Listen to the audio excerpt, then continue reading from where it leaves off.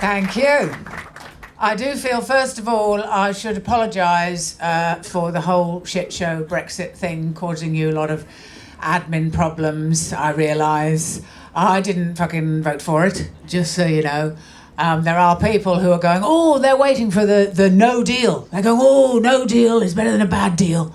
No deal is better than a bad deal. Which is a bit like going, no eyesight is better than bad eyesight. Isn't it? Like, would you like glasses? No, I don't want to see anything. Just poke my eyes out with a stick. No deal is better than a bad deal. Isn't it? It's like going, no toilet is better than a bad toilet. Not if you really need the toilet, isn't it? And I feel Britain as a nation is about to shit themselves. So apologies for that. I've just actually been on holiday. I went to holiday to LA on holiday.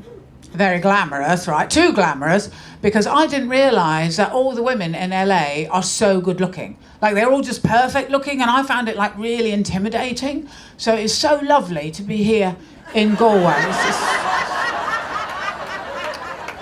Thank you. You know, I'm like a 7 here. Do you know what I mean? It's like, oh, now I look 8, actually. Yes.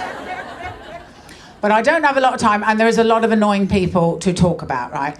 Now, I was in the supermarket the other day, and I've had this before. Because I'm tall, people sometimes go, oh, can you get me something off the top shelf, right? This woman, short woman, no manners. She didn't even look at me when she asked. She just sort of poked me, and I looked down, and there she was, just going, get that for me. I just thought, fuck off, no. I thought, no, do you know what? I've had enough of short people. They don't try, do they? Very needy. Have you noticed that about them? They always want something and always like, oh, could you just get that for me, please? Could you just carry that? I'm only little. I thought, no, you've had it your own way too long, you lazy little bastards.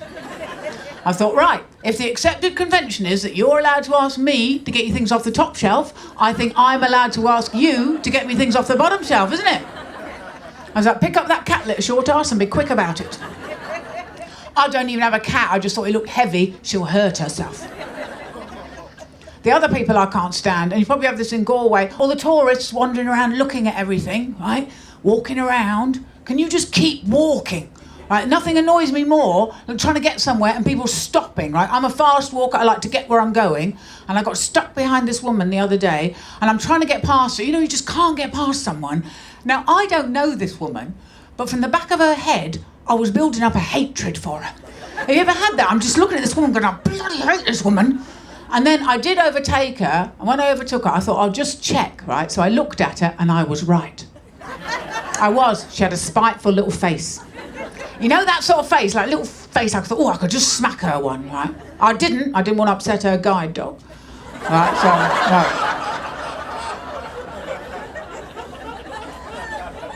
no. Children are rude as well.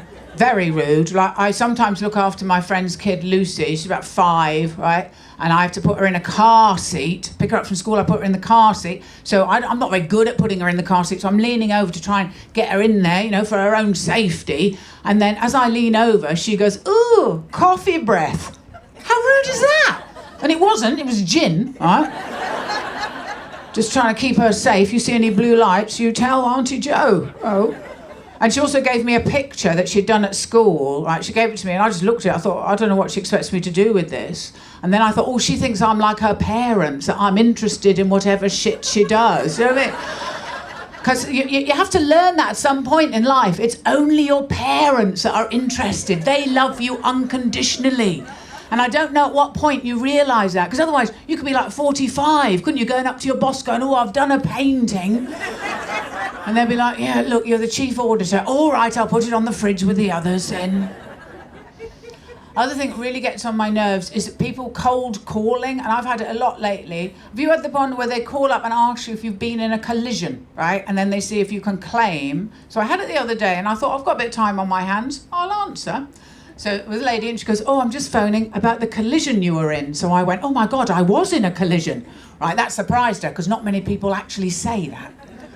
And then she said, well, if you were in a collision, you might have got whiplash. You could make a claim. And I went, oh, I didn't get whiplash. I died. In fact, this is really weird. I didn't think my mobile phone would work up here. I can't really chat at the moment. David Bowie wants to play tennis with me. Oh, hang on, I better go. Michael Jackson's trying to get near the kiddie pool again. And even when I'm trying to be nice, right, I thought I did a nice thing for my neighbour. I took in an Amazon parcel for her, and I take it round, and I carried it into her hallway for her, and she's got a shelf there, and she had a photo on there of her dog that died like 2 years ago, and just by accident, as I moved round, I knocked it off the shelf, and it smashed.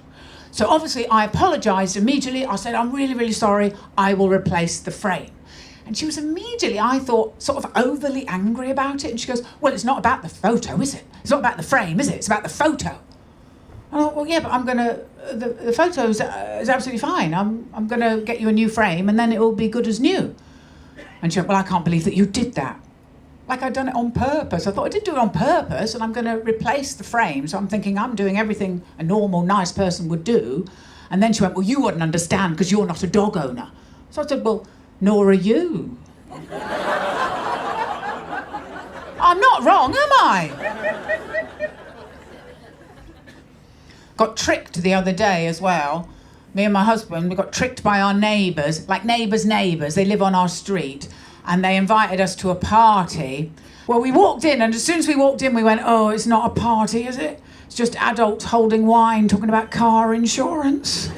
Oh, you know, it's just so tedious. This man came up to me and started telling me all about this little thing he'd got from Maplin's, and you get all your cables around it and it keeps them really neat behind the television. And then this other woman, she comes up to me, she's about my age in a sparkly top, she's all excited. I'm going to be so naughty. Going to be really naughty. Yeah, I'm going to get a second glass of Prosecco. I'm so naughty. I was like, heroin in the eye, that's naughty. And then this man again, the man from the Maplin's thing, he starts going on about cars, talking about his car. He's got a Range Rover. I think that's the main thing he wanted me to know. And then he's like, so what are you motoring in? What are you driving? What are you drivering in? What are you talking about? He's going, come on, what kind of car have you got? What car have you got? I don't give a shit about cars, so I just went, a blue one. It's blue, it's got scratches on the front and big dents down one side because I just crashed into a Range Rover on the street outside. Someone had brought a little boy with them. He was about 3 and he wet himself, so they had to leave early. And as the little boy was waddling out, I was looking at him thinking, oh, bloody wish I'd thought of that. Oh, you lucky bastard, I would have done it as well. And people lie, don't they? They go, oh, come on in, make yourself at home. You turn the telly on, order pizza. They don't like it, do they? Did have one interesting, sort of funny conversation with a woman, and she did that thing that people always do when someone has a baby. She was talking about someone who had a baby, and she said that the baby was 8.5 pounds, and they said it's called Daniel. And I thought people always do that with a baby, don't they? They tell you what the baby's called and how much it weighs. And I always think the weight information is slightly odd, isn't it? Because people never mention weight again.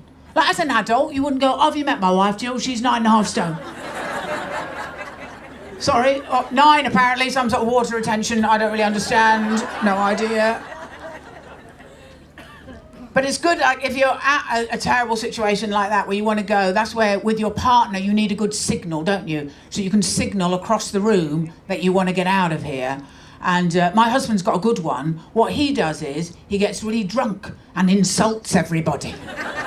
So I'm like, oh, I've got the signal, we're being asked to leave, yes. Me and my husband, we've been together a long time. We're like one of those couples, you know, we've been together, well, we know each other very well. We've been together for 20 years, you know, like we can finish each other's sentences. Like my husband will start talking and I'll just jump in with, oh, shut the fuck up, will you? Jesus Christ. Oh, he's going to tell me some facts, isn't he? It's always facts. Oh, men, you bloody love a fact, don't you? They're weird, the conversations men have. They just like to go up to other men and go, oh, could I tell you my facts? And then the other man will go, oh yes, and then I'll tell you my facts. I've no idea if you listen to each other. I think they just exchange the facts. Hey. Women's conversation is very different. Women, we're very interested in other people's lives and their emotions and what is going on with them. Notice I say interested, not care, interested. Honest to God, I have stayed on a bus longer because a couple I didn't know was having a row and I wanted to know what was going to happen. Men not interested in that stuff. And I've got a lot of good gossip going on with my friends. A lot of my friends are getting divorced, separated. I'm also getting divorced, but I'm trying to keep it quiet, right? Because I want it to be a surprise for my husband's Christmas. Right? But my friends are sort of dating again, and that's interesting. I'd like to go dating, but my husband's all like, oh, I don't know if you should be dating, you know, what a killjoy. You know what I mean? Everyone, who wouldn't like a couple of dates? I'd like a couple of dates, see if I've got any currency out there, and if I haven't, I'll stay with him. Right. But I was telling him about my friend, Shona, right? Now, Shona and I, we've been friends for like 40 years, we've been friends, you know. And my husband, he doesn't care about Shona. No, couldn't give a shit what's happening in Shona's life, right? But I'm telling him about her because I can't help myself. So we have to tell you stuff. We know you're not interested. Doesn't matter. We still tell you. And because he's a good husband, he puts on his listening face, don't they? They put on their listening face. It's like looking at a dog. You know when a dog, they're alert, but they don't really know what's happening, do they? He's just wagging his tail because he recognises me. But in his head, I know he's just going, she's talking. She looks happy, so that's good, yeah. Still talking. Who the hell is Shona? I've no idea. Oh. Whew, that was a funny bit, apparently. That was a bit close. Oh, don't fall asleep. She's talking. I wonder when she finishes talking, I wonder if she's going to make a sandwich. I know we've got sandwich stuff in. Oh, she's finished talking. She's going to the kitchen. I think she's going to make a sandwich. Oh, so excited by sandwiches. So excited. You, sir, you're a young man. You think about sandwiches a normal amount of time, don't you? There's other men here. You, sir, as soon as I mention them, you're going, oh, I bloody love a sandwich. It's right. No man over 45 will ever refuse a sandwich. Honestly, God, I think, no, if I said to my husband now, would you like a blowjob or a sandwich? He'd go, hang on, what's in the sandwich?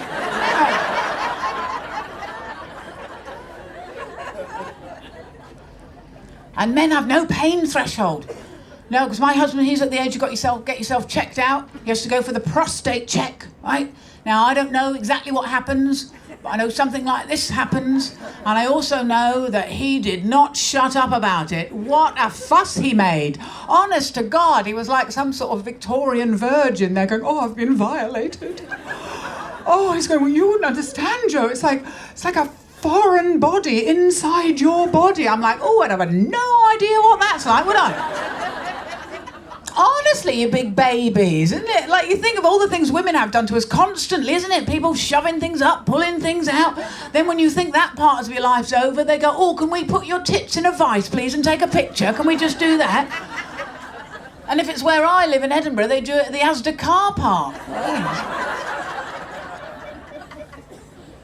Honest to God, what a fuss. He's going, well, it's not very nice, you know, the doctor puts his finger in your bottom. I know it's not very nice, so stop trying to do it to me, all right? And people say, oh, but, you know, when you're together a long time, you've got to do things to spice it up, to keep your relationship going. I think one of the things that is quite good for a relationship, I think time apart is good, isn't it? I'm away a lot, my husband seems to enjoy that. What I think is nice is that when you're apart, you see, it's sort of romantic because you get to miss the person, don't you? You think about them, you miss them. Although sometimes I think when you're missing them, you're missing a better version of them. Do you know what I mean? Because then when I get home again and I look at my husband, I'm like, oh, it's not quite what I had in mind. And my husband had heard of this thing, role play. And he wanted to try it. And I thought it was quite a good idea. Basically what you do, if you've been together a long time, you go out for the night and you pretend that you don't know each other. You know what I mean? So you can chat each other up, get that sort of free song going again. So we arrange, right, where we're going to meet. I get to the pub first. My husband is Scottish for when I do the accent, and you're like, oh, what part of Wales is he from then? Right? So I get to the pub first, and I'm sitting there, and I'm quite excited. And then I'm waiting. 15 minutes I waited. And then Stuart comes in. Now, when he came in, my first thought was that he'd hurt himself. Because he was walking oddly, like he came in like this. And then I realised, oh, he thinks that's his sexy walk. And then he comes up to the counter at the bar, and they've got like peanuts in little bowls, and he starts picking the peanuts up and chopping them up in the air like that.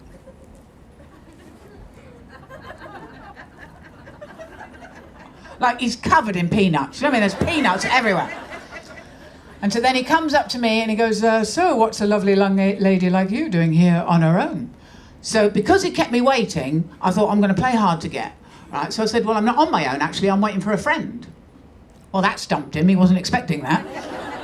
So then he's got to start again with the peanut, and then he comes in and he goes, maybe till your friend comes, I could buy you a drink. We could have a couple of drinks and maybe actually go back to my place, get to know each other more intimately. What, already? Do you mean he hasn't even bought me a drink yet? And just at that moment, the barman leaned in and he went, excuse me, I couldn't help overhearing. Is this man annoying you? Who could resist? So I said, yes, he is actually. My husband gets asked to leave, I get a free glass of white wine. And I don't want to be stereotypical, but my husband now thinks that is a thing that we can do in order to get a free glass of white wine. But there's one more thing, like being apart. Now, this was very out of character with him. I was away for a while, and he sent me, from my phone to his phone, a dick pic. Right? Now, when it was so unexpected, I opened it up, I just laughed, right? Made me laugh so much. But then as I was looking at it, I suddenly thought, I don't know if that's his dick.